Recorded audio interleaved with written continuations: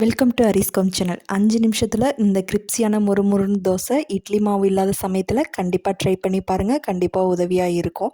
வாங்க எப்படி செய்யலாம்னு பார்க்கலாம். அதுக்கு தேவையானது பார்த்திங்கன்னா, மிக்ஸி ஜார் எடுத்து வச்சுட்டு 1 கப் அளவுக்கு அரிசி மாவு எடுத்துக்கிறேன். எந்த 1 கப்பில் அரிசி மாவு எடுக்கிறீங்களோ அதே கப்பில் 2 கப் தண்ணி சேர்த்துக்குங்க.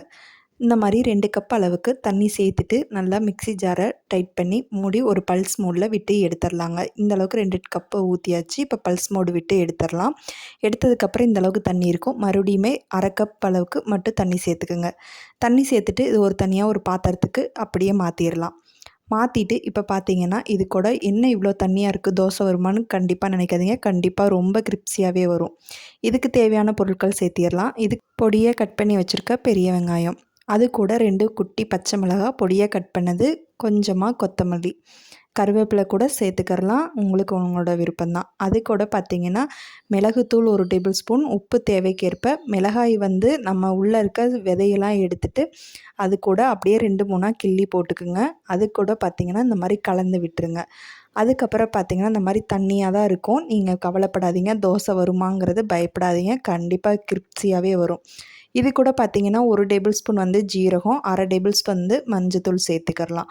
சேர்த்துட்டு இதை அப்படியே மூடி போட்டு ஒரு 10 நிமிஷம் வைக்கணும் அப்படின்லாம் கவலையே படாதீங்க.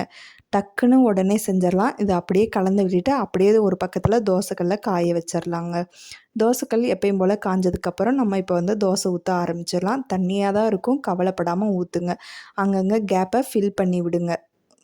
உங்களுக்கு பார்த்தாலே தெரியும், அங்கங்கே கேப்பை ரொம்ப ஃபில் பண்ணி விட்டுருங்க. இது ஒரு மூடி போட்டு ஒரு 5 நிமிஷம் போல் விட்டுட்டு அடுப்பை மீடியம் ஃப்ளேமில் வச்சுக்கோங்க. மூடி போட்டு எடுத்ததுக்கப்புறம் பார்த்திங்கன்னா ஹை ஃப்ளேமில் வச்சுருங்க. வச்சுட்டு பக்கத்துலேயே இருங்க. ஓரங்கள் அதுவாகவே எந்திரிச்சு வரும்.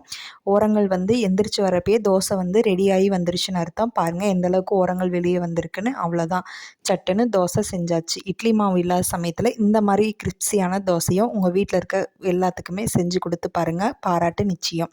இந்த ஒரு ரெசிபி உங்களுக்கு பிடிக்கும் நம்புறேன். பிடிச்சிருந்தா நம்ம சேனல் லைக் பண்ணி, ஷேர் பண்ணி, சப்ஸ்கிரைப் பண்ணுங்கள். இந்த மாதிரியான ரெசிபியை பார்க்குறதுக்கு தொடர்ந்து நம்ம சேனலுக்கு சப்போர்ட் கொடுங்க.